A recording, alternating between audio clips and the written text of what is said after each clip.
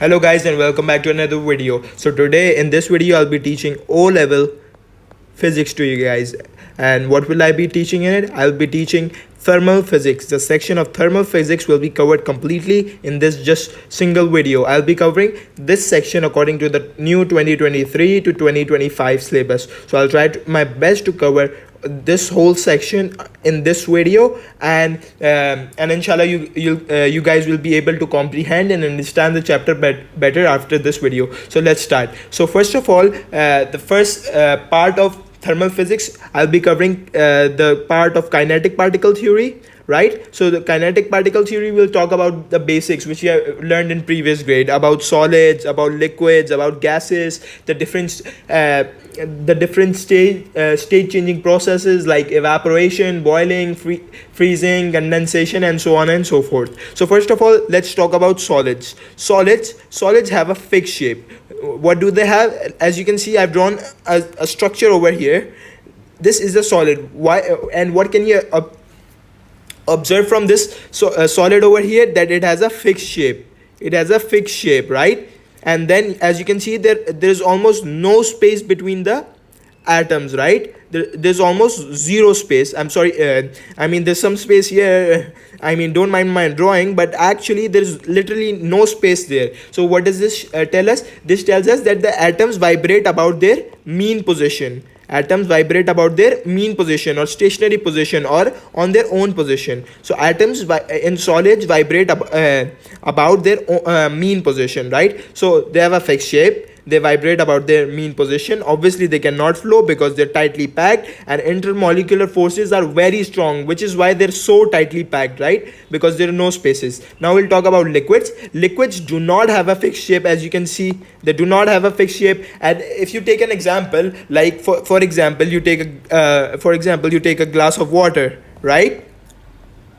So a glass of water, and you'll notice it that if you pour the glass of water from a jug, so first of all you'll see that the water over there, the water in the jug, for example, the water in the jug will take the shape of the jug first, and then when you pour this water into a glass, it will take the shape of the glass. So liquids have these properties that they take the shape of their container, right? And they can flow easily, and intermolecular forces are weaker than solids, right? So they're weak.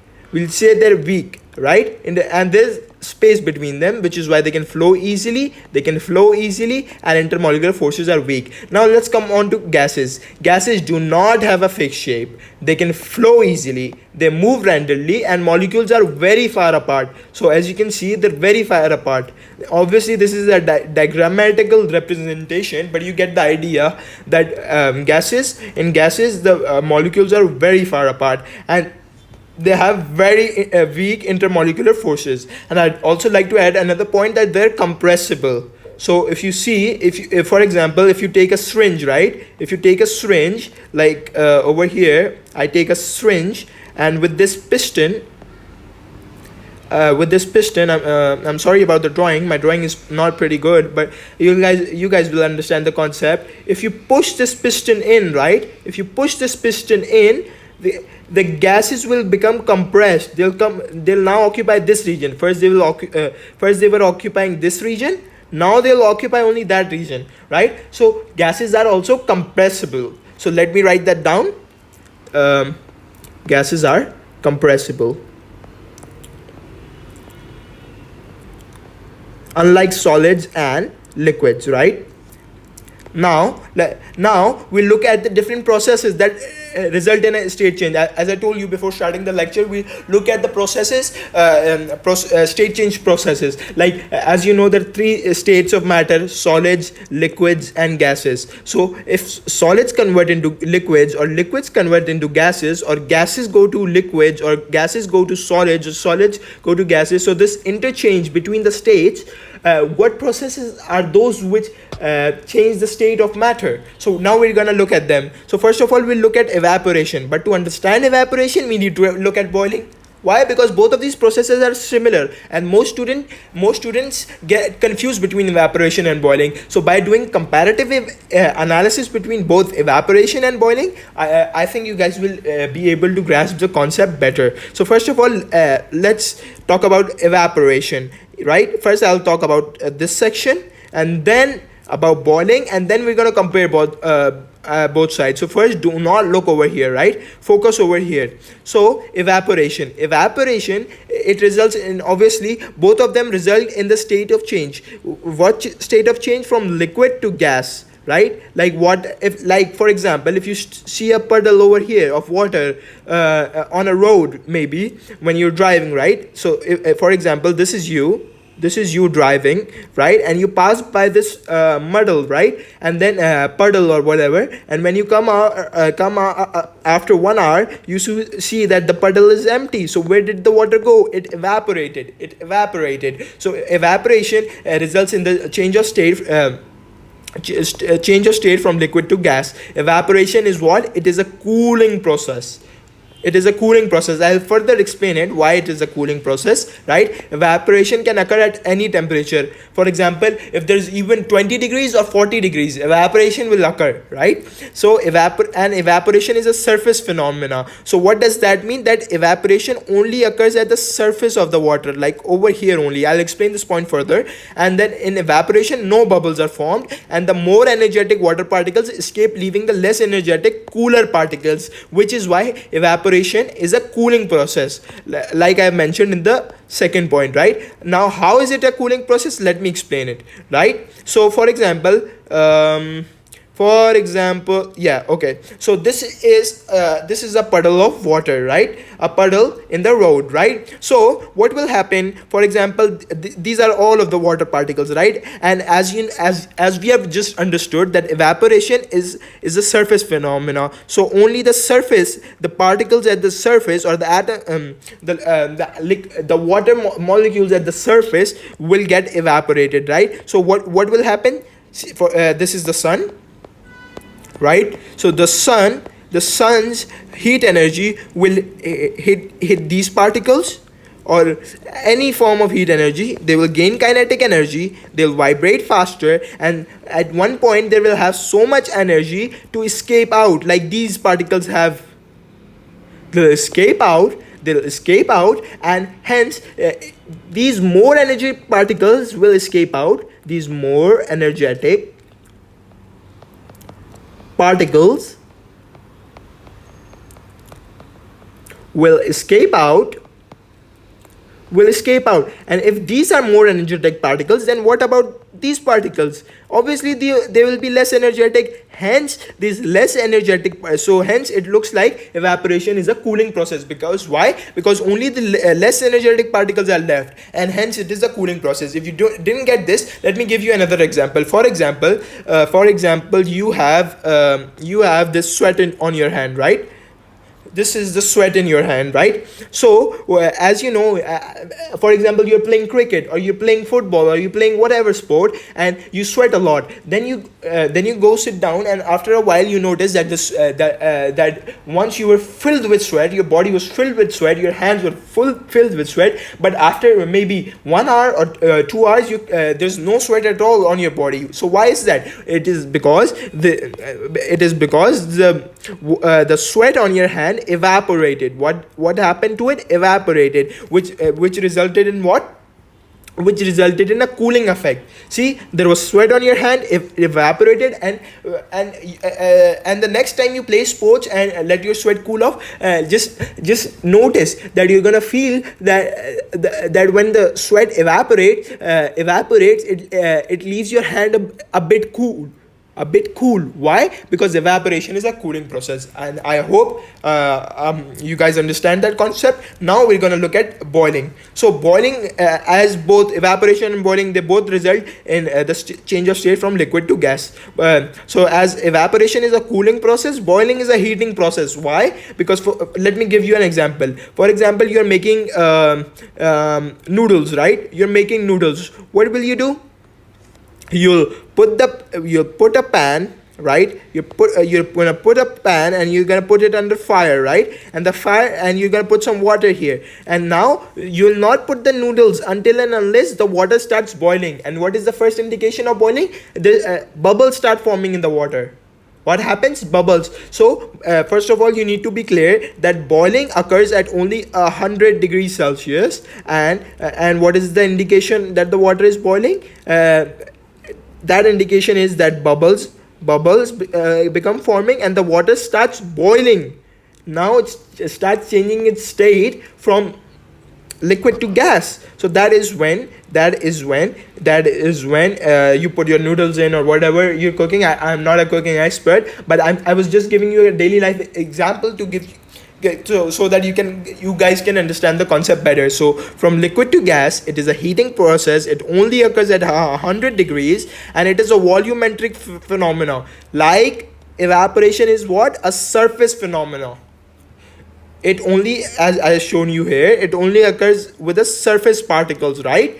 But boiling occurs throughout the liquid, right? So it is a volumetric phenomenon, and bubbles are formed in boiling, and particles throughout the liquid boil and change the state from liquid to gas, right? Now we look at the factors that affect evaporation. So as you know that evaporation is as we have discussed earlier, that evaporation is the changing of state from liquid to gas and whatever. But what are the factors that affect it? So there are approximately 5 factors that affect evaporation. So that's temperature. Now I want you guys to guess that what these factors will have effect. So if you increase the temperature, what will happen to the rate of evaporation? If you increase pressure, what will happen to the rate of evaporation? And if you increase humidity, and if you increase surface area, and if you increase temperature, pressure, humidity, surface area, and wind speed. If you increase the wind speed, for example, you put a fan in the room, like so if your wind speed increases, what will happen to the rate of evaporation? So pause the video and think about it. What will happen? Now let me tell you guys. So if you increase the temperature, the rate of evaporation will increase. Why will it increase? Because these particles over here will gain more energy, and hence when larger number of particles will have more energy, they'll be able to escape easily. Hence increase in temperature results in increase in the rate of evaporation, right? So that's temperature. Now what will happen if you increase pressure?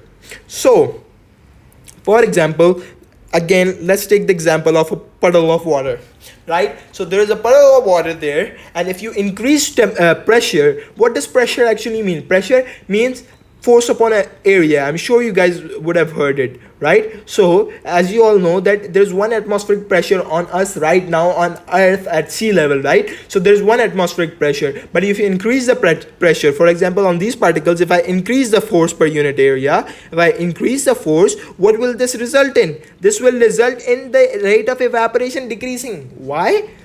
Because now they have to deal with more force to escape.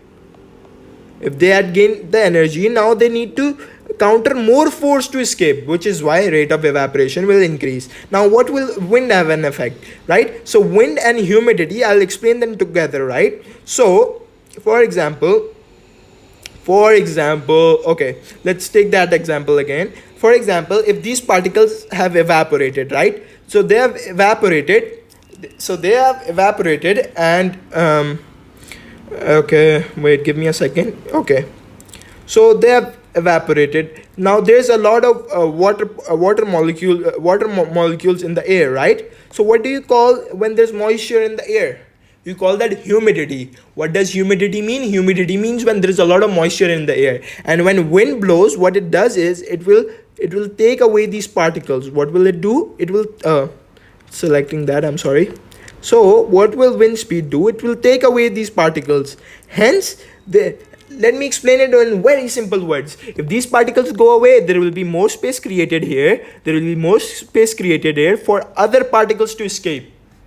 And come into the come into the atmosphere, right? So but if these particles were here, which means the humidity level was high, then the evaporation rate will be lower because there's no space for them. But if you need to understand the actual meaning why this happens, see, so what does diffusion mean? Diffusion means the movement of molecules from higher concentration to lower concentration, right? So if these particles evaporate and they come in a great number over here, which means they're in a great concentration here, so these particles will not be able to escape. Why? Because the concentration gradient would be reduced, and if the concentration gradient is reduced, these particles won't be able to escape. But if these particles are not over here, there's zero particles in the air and there are a lot of particles here. So from higher concentration to lower concentration, particles will evaporate. They will evaporate faster. So we have learned that increasing the wind speed will increase the rate of evaporation, and increasing humidity will decrease the rate of evaporation, right? So this is about humidity and wind, right? Now about surface area. What does surface area first of all mean? Surface area means as it is quite self-explanatory, right? Surface. So what is the surface area over here? This is the surface area. Let me draw something.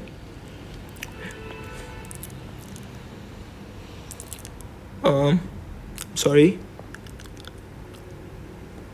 For example, you have two containers. Which container has more surface area?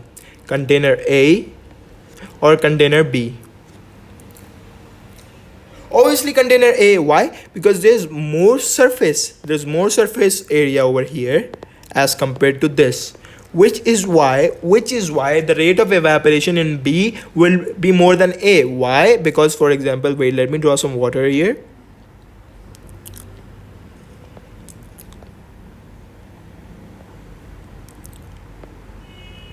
Right?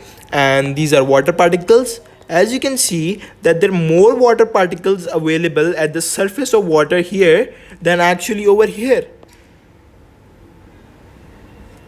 See, there are less water particles available here than there are here.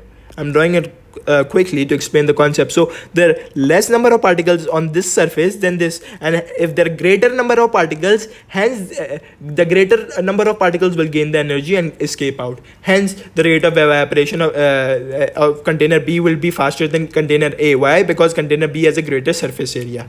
Now since we are done with the factors that affect evaporation, now we'll look at freezing and melting, right? So what does freezing mean? Freezing means the change of state from liquid to solid. I mean, you guys must have experienced freezing. I mean, if you put water inside a ice cube container and you put it in the freezer, and when you come back after a few hours, you see that that once which was water is now frozen, and it's in it is now ice cubes. It is in the form of a solid. First it was a liquid, now it is so it is a change of a state from liquid to solid. Temperature during freezing or during melting or during any state change process will remain constant always. So remember that. It is now, you might be wondering why it remains constant. I'll explain that later, but remember that it is a change of state from liquid to solid. Temperature remains constant, and it is also called solidification, while melting means the change of state from solid to liquid, and temperature also remains constant. Now why does temperature remain constant? Temperature remains constant because during the state change process, the potential energy of the particles is increasing, unlike their kinetic energy. First of all, let's understand what temperature is. Temperature is the measure of the average kinetic energy. It is not the degree of hotness or coldness. That is what you have learned in grade 4. That won't be applicable here. It is the measurement of the average kinetic energy of particles, right? So if the kinetic energy of particles increase, what does it in turn mean? If the kinetic energy of particles increase, it in turn means that temperature increases, right? So during the state change process, during the heat energy is used to overcome the intermolecular forces. right? Increase the potential energy to break the bonds between the atoms and to increase the hence temperature remains constant. Now you must all know that condensation is the change of state from gas to liquid, and it is exothermic. Exothermic means in which those reactions in which heat energy is evolved. Evolved means released out in this into the surrounding. As a result, the surrounding gets hotter or warmer, right? Now we'll look at the heating curves and the cooling curves, right? I mean, these are pretty easy. I'll go over them quickly to make you guys understand the concept, right? So, heating curve. I make you guys understand the heating curve and you will understand the cooling curve by yourself. So, first of all, for example, at minus 10 degree, there was ice. Ice is not at 0 degrees Celsius. Ice is always, the temperature of ice is always lower than 0 degrees Celsius. So now you start heating the ice. Its temperature increases and it reaches 0 degrees Celsius. At that point, till a little bit of time, it will stay at 0 degrees Celsius. As I told you, during state change process, temperature remains constant. So during this, there is a mixture. There's a mixture of solid and liquid over here. There's a mixture of solid and liquid during this time interval, right? So now melting has started, and over here melting has finished. Over here it was completely solid, and over here it is completely liquid. Now now you're gonna heat this liquid more, and at 100 degrees it will start boiling. It will start boiling and it will turn into gas. So this was quite easy, and now the cooling curve will be totally opposite. Like over here it was gas, you're gonna cool it, and then condensation will happen from gas to liquid, and then it's gonna cool further till it reaches 0 degrees Celsius, and over here it will become a solid and it will remain a solid. That was quite easy. Now we'll look at the interesting part, the major part, which is modes of heat transfer. I know you guys struggle with it a lot, so I'm gonna try to make it as easy as possible. So there are 3 modes of heat transfer: conduction, convection, and radiation, right? So what is conduction? Conduction is the mode of heat transfer via collision between molecules. Like when, for example, this is a solid, and these are the atoms in the solid, right? These are all of these atoms, right? And for example, you heat this end of the solid. You heat it. What will happen is these atoms will start vibrating. They'll gain kinetic energy. Then they'll collide with their neighboring atoms. And these atoms will collide with their neighboring atoms, and they'll keep colliding with their neighboring atoms until the temperature is equal, right? So they'll collide, and what will this do? What will these collisions result in? These collisions will result in in a transfer of heat energy from one atom to another. So conduction is the transfer of heat energy via collisions between molecules, right? So that was quite easy. Between molecules, when one end is heated, atoms at that side, I've written whatever I've said, I've written them in words. Side gain heat energy and collide with their neighboring particles, transferring a part of their energy to the neighboring atoms. This heat transfer happens best in solid, followed by liquids and solid.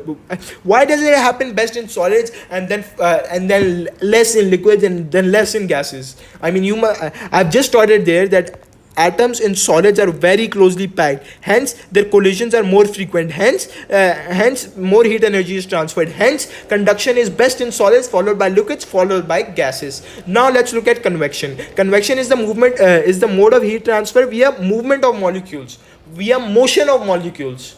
So whenever molecules move, then that is when convection happens. So what happens over here? For example, you you put a kettle on a stove and you start heating it. What happens to the water molecules? The water molecules at the bottom, they will gain heat energy. When they'll gain heat energy, they'll vibrate faster, and they'll become, and obviously spaces between them will be created, and they'll become, and as you know that the hotter the objects are, the less dense they are. So when these water molecules will become less dense, they'll rise up and they'll come over here, and the hotter, more denser water molecules at the top, they'll sink, right? So these will sink and they will rise, right? And this process is called the convectional current.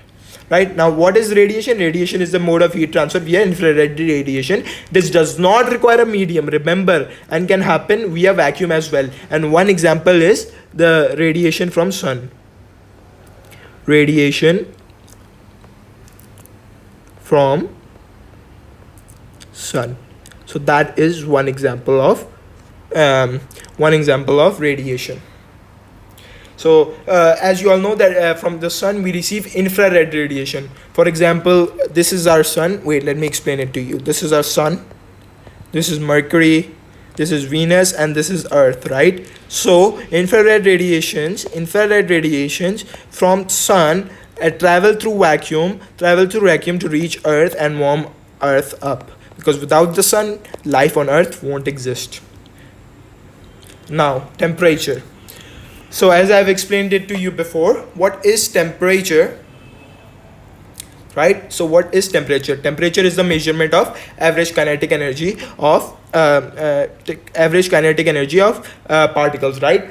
But now you all might be wondering why I didn't teach thermometers. Why? Because thermometers are no more in the syllabus. So in temperature, how do you measure it, and what types of thermometer are used to measure temperature? This is not in syllabus anymore, right? And temperature is the measurement of average kinetic energy of particles. So this is what I've done so far. And so a lot of the chunk of thermometers like thermocouple and liquid and glass thermometer, all of this is not in thermal properties of matter anymore, so which is quite good, and it makes the chapter even easier. So the greater the kinetic energy, the greater the temperature, as I told you. Now the interesting part starts. Heat capacity and specific heat capacity. What is heat capacity? Heat capacity. What do you understand from the word heat capacity? Pause the video and think. So heat capacity is the amount of heat energy a body can store before it changes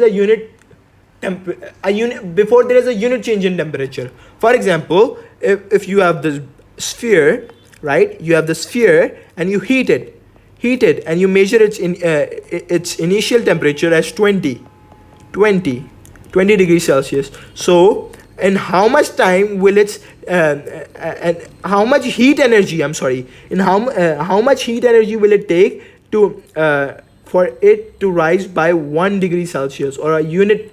So from 20 degrees Celsius to 21 degrees Celsius, how much heat energy would it require? So that is heat capacity, the amount of heat energy required to bring a unit change in temperature.